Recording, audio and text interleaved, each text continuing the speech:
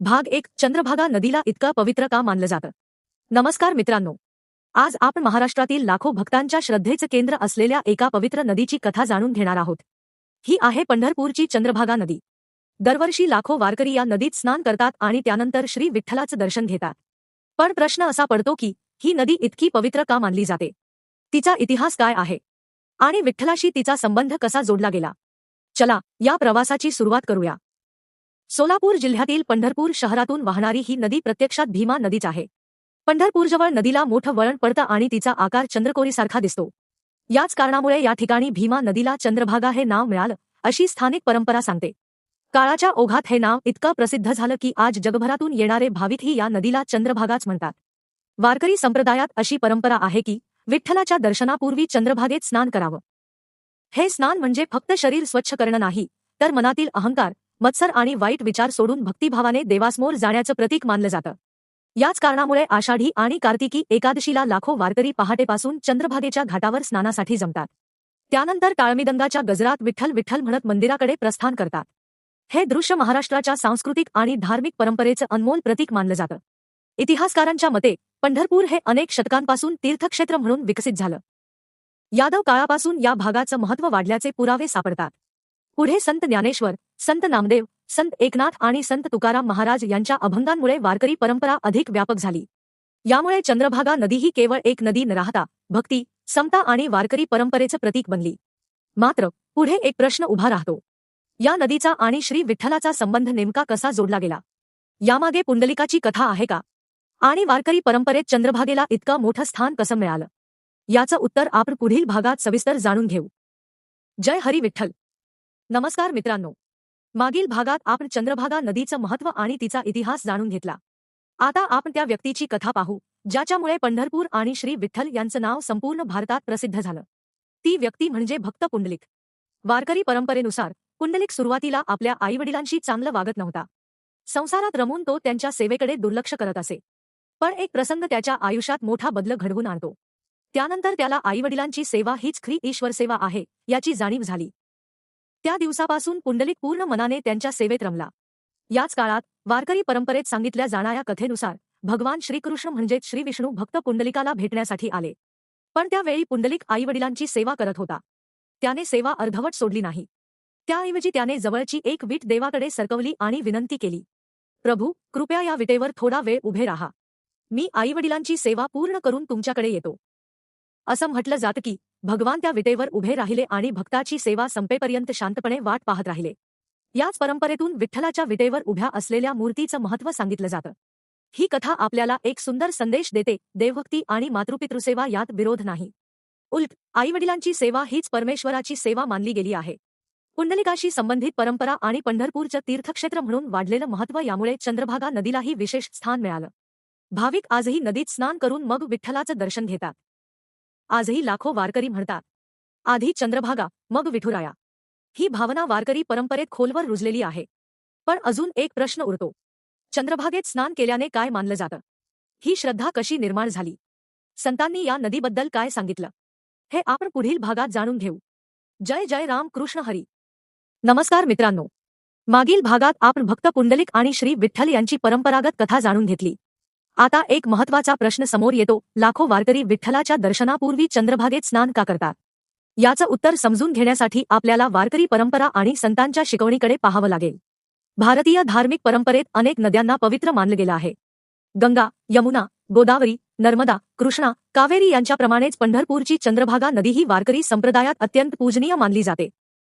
महत्त्वाची गोष्ट म्हणजे चंद्रभागेत स्नान केल्याने सर्व पाप निश्चितच नष्ट होतात असा दावा इतिहास सिद्ध करत नाही. पण वारकरी परंपरेत असा विश्वास व्यक्त केला जातो की श्रद्धा, पश्चात्ताप आणि भक्तिभावाने केलेलं स्नान हे मन शुद्ध करण्याचं प्रतीक आहे. म्हणूनच वारकरी म्हणतात, शरीर नदीत स्वच्छ होतं पण मन नामस्मरणाने. आषाढी आणि कार्तिकी एकादशीच्या आधीच्या रात्रीपासूनच चंद्रभागेच्या घाटावर हजारो वारकरी जमा होतात. पहाटेच्या वेळी ज्ञानोबा तुकारामच्या जयघोषात ते नदीत स्नान करतात. त्या क्षणी कोण श्रीमंत, कोण गरीब, कोण मोठा, कोण लहान असा भेद राहत नाही. सर्वजण फक्त विठ्ठलाचे भक्त असतात. हीच वारकरी संप्रदायाची सर्वात मोठी शिकवण आहे, समता आणि भक्ती. इतिहासात संत ज्ञानेश्वर, संत नामदेव, संत एकनाथ आणि संत तुकाराम यांनी पंढरपूरच्या भक्ती परंपरेला मोठं स्थान दिलं. त्यांच्या अभंगांमध्ये विठ्ठल भक्ती, नामस्मरण आणि नम्रतेचा संदेश वारंवार दिसून येतो. आजही लाखो वारकरी अनेक दिवस पायी चालत पंढरपूरला येतात. त्यांच्या प्रवासाचा शेवट चंद्रभागेच्या तीरावर होतो. ते नदीला नमस्कार करतात, स्नान करतात आणि मग विठ्ठलाच्या दर्शनासाठी रांगेत उभे राहतात. या परंपरेत नदी ही केवळ पाण्याचा प्रवाह नसून भक्ताच्या अंतर्मनातील परिवर्तनाची साक्षीदार मानली जाते. मात्र चंद्रभागेबद्दल आणखी एक रंजक प्रश्न अनेकांच्या मनात येतो. या नदीला चंद्रभागा हे नाव नेमकं कसं पडलं? फक्त नदीच्या वळणामुळे की यामागे एखादी प्राचीन दंतकथाही आहे? याच विषयावर आपण पुढील भागात सविस्तर चर्चा करू. जय हरी विठ्ठल. नमस्कार मित्रांनो, आतापर्यंत आपण चंद्रभागेचं धार्मिक महत्त्व, पुंडलिकाची परंपरागत कथा आणि वारकरी संप्रदायातील तिचं स्थान जाणून घेतलं.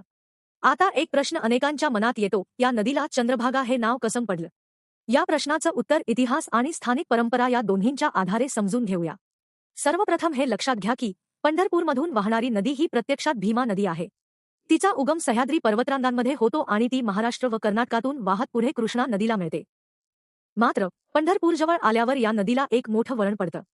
वरून किंवा नकाशात पाहिल्यास हा वक्र भाग चंद्रकोरीसारखा दिसतो. यामुळे या ठिकाणी भीमा नदीला चंद्रभागा हे नाव प्रचलित झालं, अशी स्थानिक परंपरा सांगते.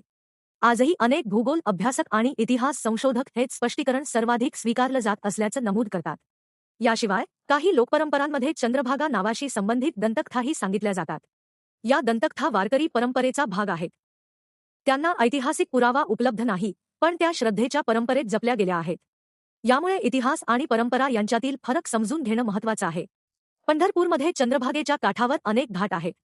यापैकी महाद्वार घाट, विष्णुपाद आणि इतर घाटांवर भाविक स्नान, पूजा आणि पिंडदानासारखे धार्मिक विधी करतात. पहाटेच्या वेळी घाटावर टाळमीदंगाचा नाद, अभंगांचा गजर आणि ज्ञानोबा तुकारामचा जयघोष संपूर्ण वातावरण भक्तिमय करून टाकतो. हजारो वारकरी नदीच्या वाळूत बसून हरिपाठ करतात. काही जण अभंग म्हणतात, तर काही शांतपणे विठ्ठलाचं नामस्मरण करत बसतात. ही नदी केवळ पाण्याचा प्रवाह नाही, तर शेकडो वर्षांच्या भक्ती, संस्कृती आणि वारकरी परंपरेची साक्षीदार आहे. पण अजून एक प्रश्न बाकी आहे. इतिहासातील संत चंद्रभागेबद्दल काय म्हणाले? त्यांच्या जीवनात या नदीचं स्थान काय होतं? याचं उत्तर आपण पुढील भागात जाणून घेऊ. पुंडलिक वरदा हरी विठ्ठल, श्री ज्ञानदेव तुकाराम. नमस्कार मित्रांनो, आतापर्यंत आपण चंद्रभागा नदीचा इतिहास, तिचं नाव, भक्त पुंडलिकाची परंपरागत कथा आणि वारकरी संप्रदायातील तिचं महत्त्व जाणून घेतलं.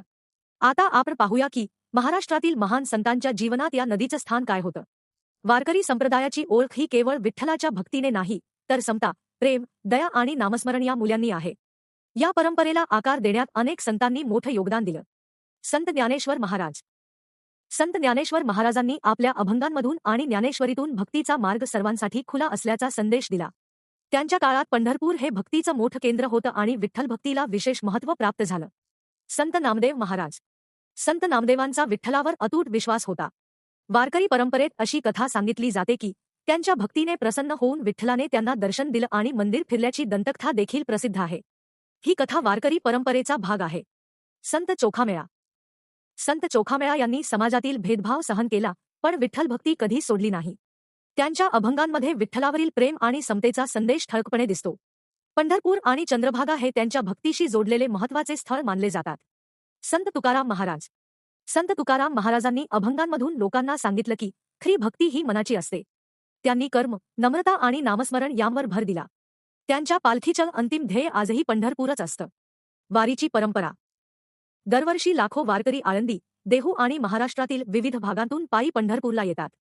चंद्रभागेच्या तीरावर पोहोचल्यावर अनेक जण प्रथम नदीला वंदन करतात, नंतर स्नान करून विठ्ठलाच्या दर्शनासाठी जातात. या परंपरेत चंद्रभागा नदी ही संतांच्या पावलांची साक्षीदार म्हणून पाहिली जाते. शेकडो वर्षांपासून ही नदी भक्ती, समता आणि समाजजागृतीचा संदेश देणाऱ्या वारकरी परंपरेचं केंद्र राहिली आहे. आता एक शेवटचा प्रश्न उरतो. आजच्या काळात चंद्रभागा नदीचं महत्त्व काय आहे? आणि या परंपरेतून आपण आपल्या जीवनासाठी काय शिकू शकतो? याचं उत्तर आपण या मालिकेच्या अंतिम भागात जाणून घेऊ. जय जय राम कृष्ण हरी. नमस्कार मित्रांनो, आपण या संपूर्ण मालिकेत चंद्रभागा नदीचा इतिहास, तिचं नाव, वारकरी परंपरेतील स्थान, भक्त पुंडलिकाची परंपरागत कथा आणि संतांच्या जीवनाशी असलेला संबंध जाणून घेतला. आता शेवटी एक प्रश्न विचारूया.